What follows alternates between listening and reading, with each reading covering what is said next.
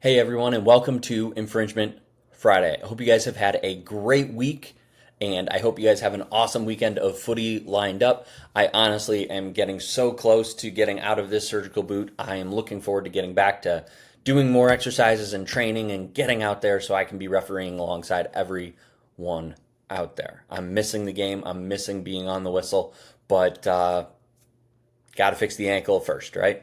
So today and this week, we have been talking about set pieces. Monday, we talked about maintaining your focus and being present in the match in order to maintain the best possible decision making you can. And that is absolutely critical, especially when the ball is dead, it is not in play, and there's so much potential for idle hands to get into trouble.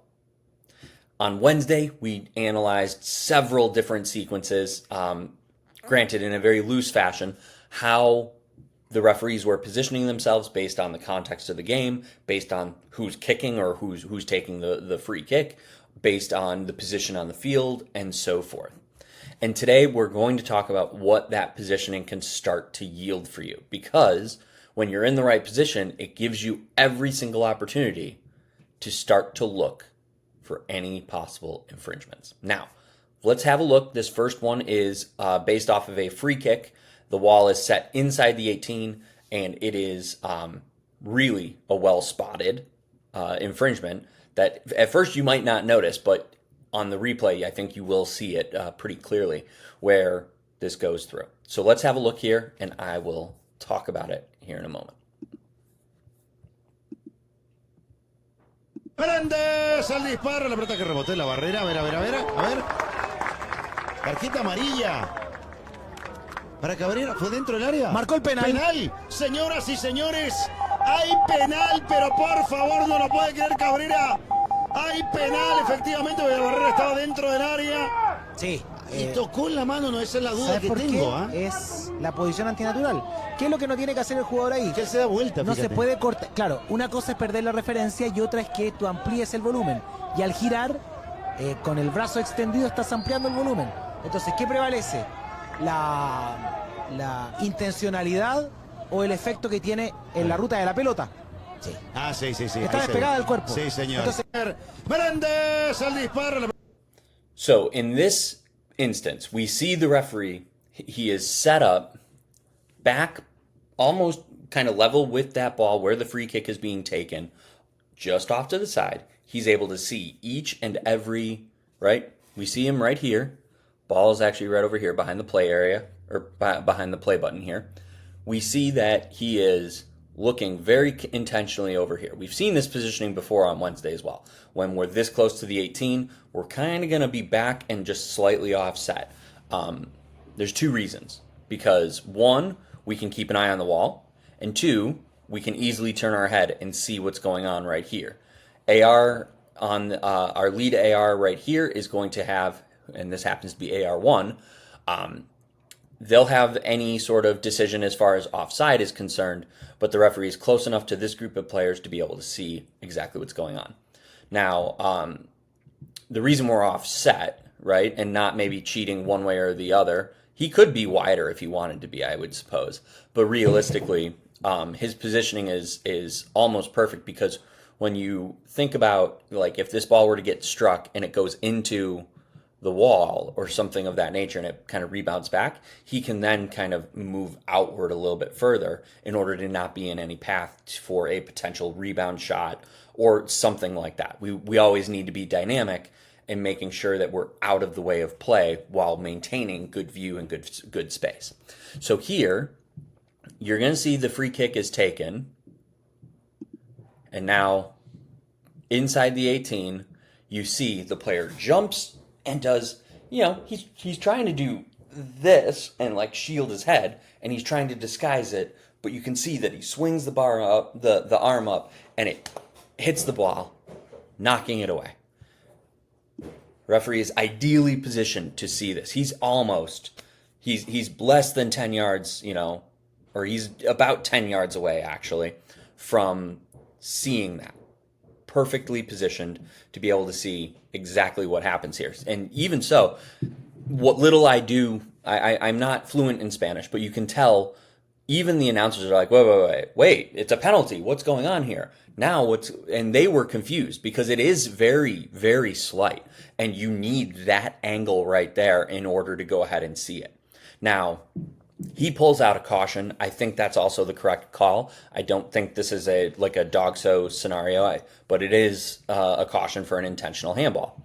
So now we have a penalty kick and so forth. Now, what are some, theoretically, let's talk about something that maybe isn't in this clip. And that is that when that wall is set, right, you have the opportunity to talk to players, obviously, when you're setting that wall, right? I make a show of it. And I always say, hey, this is where I want you. And I kind of do, gestures so that one, not only am I talking to the players, I'm using hand gestures and stuff as well, so that I can say, this is where I want you, no closer, right?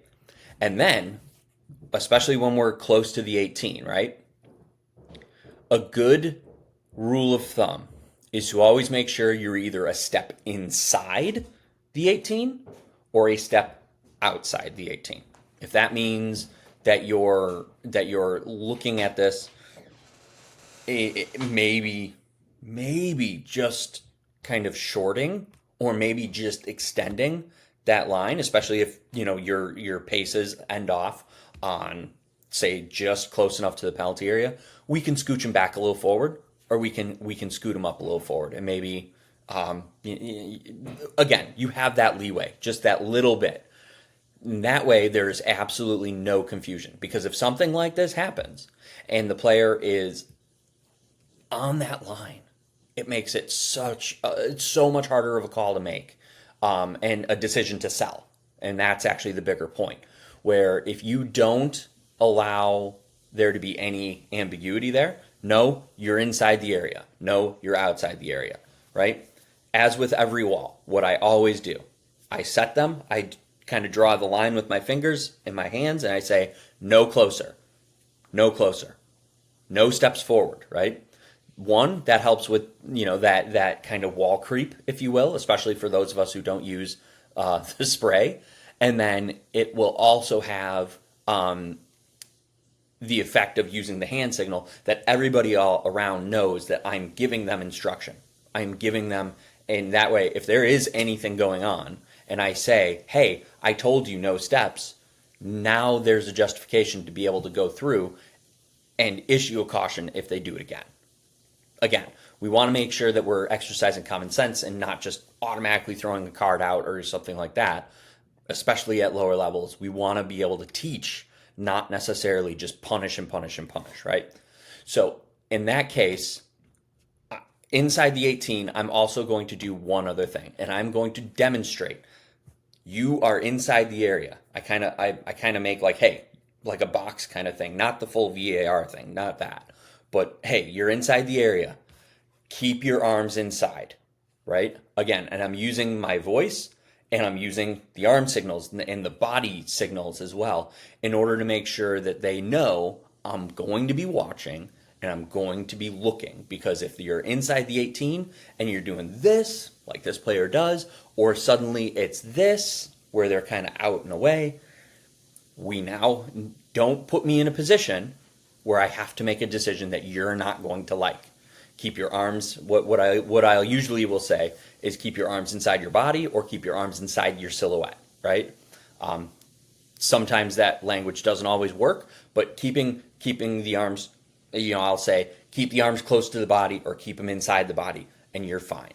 And typically, younger players will always ask like, well, what if I do this? I'm like, so long as you don't move your arm, that's fine. I don't have a problem with it. You're inside, you're not making your body bigger. This is, you're protecting your face. I'm not going to call that, right? It's when it's this, right? Comes up and away, the motion towards the ball, like this referee has dealt with here, absolutely perfect. Always, always, always set that expectation so that if there is a penalty to call, you have instant credibility because you've already told them, you've already warned them, everybody around you has seen you talk to them and warn them, and they have seen the hand gestures and everything, how you're handling yourself. The more you set this up, the quicker it will get, the better you'll get at it. You position that wall, you're either inside or outside. It's not, you're never on the line. Don't ever put a wall on the line of the penalty area, because they scoot forward. They'll say, "Oh no, I wasn't in the penalty area. I jumped out of it." Right? Well, then you're encroaching. So don't give yourself that headache. Set the wall, no steps forward. If they're in the 18, tell them they're in the 18, and then you tell them keep the arms close to the body, inside the body, silhouette, however you need to word it. Find the wording that works for you, and then you're going to be able to have a much better experience with this, and you'll have a much, hopefully, I mean, you're still going to get complaints if there's a penalty, but you'll have absolutely no doubt, and it will be unequivocal, and it will not be hard to kind of address the concerns and say, hey, they were in the 18, they knew they were in the 18. Told them to keep their arms close to the body. They didn't. I saw him. He swings his arm up, makes contact with the ball. It was intentional. Don't say intentional. Say deliberate. It was deliberate. We have a handball. We have a penalty kick. End of story. Does that make sense to everybody? I hope it does. Again, especially around the penalty area, taking that couple extra, taking an extra 20 or 30 seconds to set the wall correctly, to give them the warning and everything like that, is going to make a critical difference in how that game goes forward from there. Now, let's look at one other sequence here. And now this is going to be more, in my opinion, man management. Now, you've seen this one. This is a very old clip that I posted a long time ago, right? And you'll see from the start, we have the referee out here. He's actually inside the penalty area, right? And now, anytime there's players very close to the goalkeeper, that's where my focus goes. And it's not that anything else is happening here, right? It's, we have space between here, we have space between here. I do a quick analysis of all of these different players that are in the penalty area, but I'm going to zero in on this, and I'm going to see this very quickly, and I'm going to pause the taking of the corner. I believe this is a corner. It could be a free kick out on the edge, right? But I'm seeing that this attacker in blue is taking up an attacking position right next to the goalkeeper. Okay? He's actually initiating contact here, right? Now, I'm going to be very careful with this, because initiating contact in this sense isn't necessarily an infringement yet. But when the goalkeeper is trying to play as expected, and you'll see the attacker is kind of leaning in on him, right? I'm going to give the keeper the benefit of the doubt here, and I'm going to say, hey, I'll talk to both of them, and I'm going to say, hey, I'm watching. Attacker, you can't move. If you move with him like that, that's impeding, because you're now moving into his path, right? You're impeding the progress of the goalkeeper, and we have a free kick coming out. And that's ultimately what I think should happen in this sequence. And that's why this referee appears to have a good line to it, but he's more focused on the actual setting of the set piece or the taking of the corner, more so than what happens here. So in my opinion, we need to get ahead of this much sooner and give them the warning before the kick is even taken, so that they can reset and so forth. Because once you see what happens, the goalkeeper is going to lower his arm, and I would talk to him about this personally, but this is something that he lowers his arm and he's trying to get into position, while the attacker's only intention is to make sure that he is maintaining contact on the goalkeeper. Let's have a look.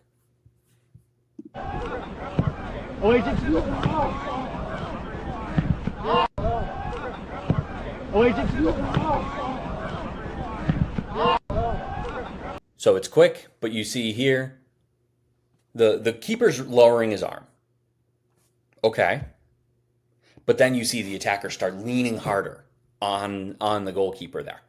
So if we address this before the kick's even taken place, we potentially can give the goalkeeper room, right? Or we can potentially say, hey, I'm watching, and then the attacker knows I'm not going to do that, right? So from here, this right here isn't necessarily a problem for me. Yeah, the keeper's got his arms down, but he started with him up. He brings them down. The entire sequence is, in my opinion, nothing more than a foul from the attacker on the goalkeeper. And then what happens to the rest of it, right, is this part is just more, he's just leaning. He's not even looking at the ball. He's just intentionally looking at the goalkeeper and saying, or basically making contact with the goalkeeper, because that's his job in this instance.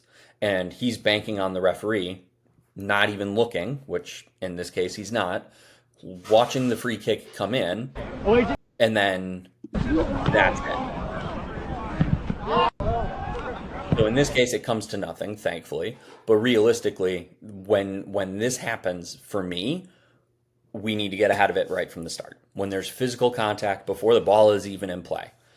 It's a tricky situation because he's not done anything technically yet, but we want to get ahead of it and use our anticipation, because otherwise this is what happens. And now we have a big question. Did the keeper foul the attacker, or did the attacker foul the keeper? And now we need to be credible in making sure that we understand that and come through and make a valid and credible call with everything.